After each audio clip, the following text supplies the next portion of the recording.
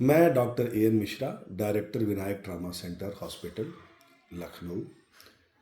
आज एक चर्चा में चल रहे विषय पर थोड़ा अपना राय रखना चाहता हूँ।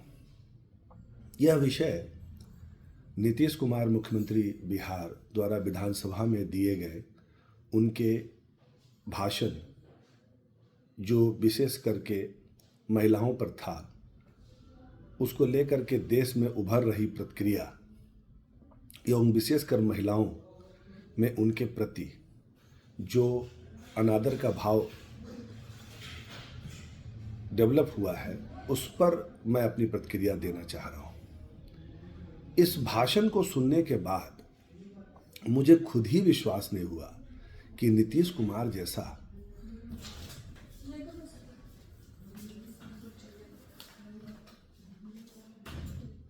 परिपक्व राजनीतिक व्यक्ति इस तरह की टिप्पणी और इस तरह की भाषा, वो भी पवित्र सदन में,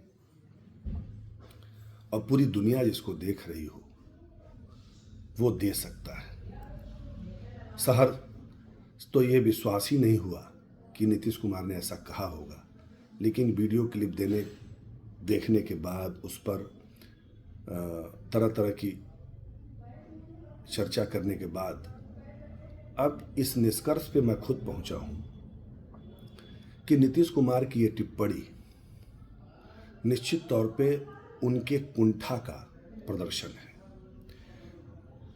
विगत 25 वर्षों से वो राजनीति में किसी न किसी महत्वपूर्ण पद पे लगातार बने हुए हैं और मुख्यमंत्री जैसे पद पे इन किन प्रकार वो काबिज रहते हैं, और सत्ता में रहने के लिए उन्होंने किसी प्रकार की मर्यादा का कोई पालन कभी किया नहीं।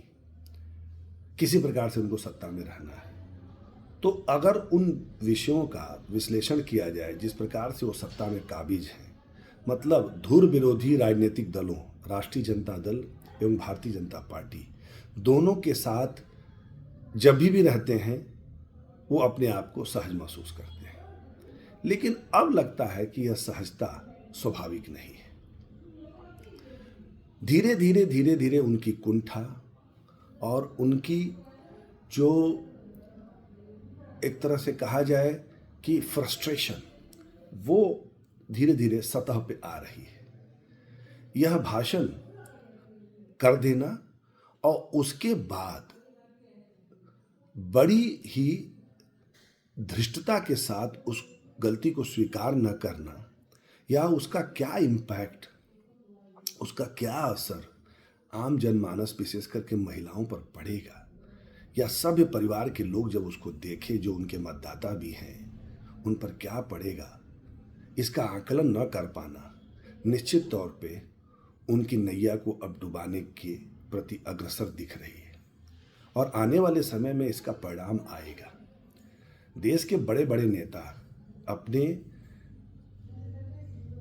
उत्तरार्ध के दिनों में, जब उनके ऊपर उम्र हावी हो रही होती है और सफलता या उनका जादू पहले जैसा नहीं रहता है, तो ऐसा उन्होंने उल जलूल टिप्पणियाँ बड़े बड़े नेताओं ने की है, जिसमें एक बार रेप से संबंधित बयान मुलायम सिंह यादव जी ने भी दिया था।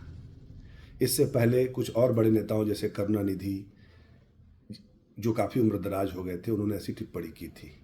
तो निश्चित तौर पे मेरा अपना आकलन है कि नीतीश कुमार, जो अब तक इन किन प्रकार किसी तरह से अपनी नैया यानी मुख्यमंत्री का पद लगातार व्यवस्थित करते में सफल रहे, चाहे कितना हो राजनीतिक मुश्किलात आई, उनका जनाधार घटा, उनकी लोकप्रियता घटी, लेकिन इन किन प्रकार उच्च पद पे बिहार में वो काबिज रहे। लेकिन अब इस तरह की टिप्पणी, वो भी महिलाओं के प्रति, यह दर्शाती है कि अब हमको लग रहा है कि उनके दिन लद गए हैं और अब वो इसको निश्चित तौर पे धीरे धीरे पतन की तरफ जा रहे हैं। और इस कुंठा के कारण ही उन्होंने इस तरह की टिप्पणी की, और उससे बड़ी धृष्टता कि इसके लिए सार्वजनिक रूप से दुखी होकर के माफ़ी भी नहीं मांगा।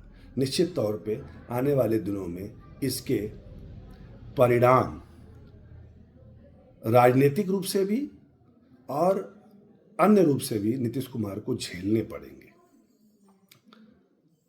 और जिस तरह से उनको विपक्ष या देश की जनता भावी प्रधानमंत्री तक समझने लगी थी, लेकिन इस एक टिप्पणी ने उनका बना बनाया पूरा माहौल खराब कर दिया है।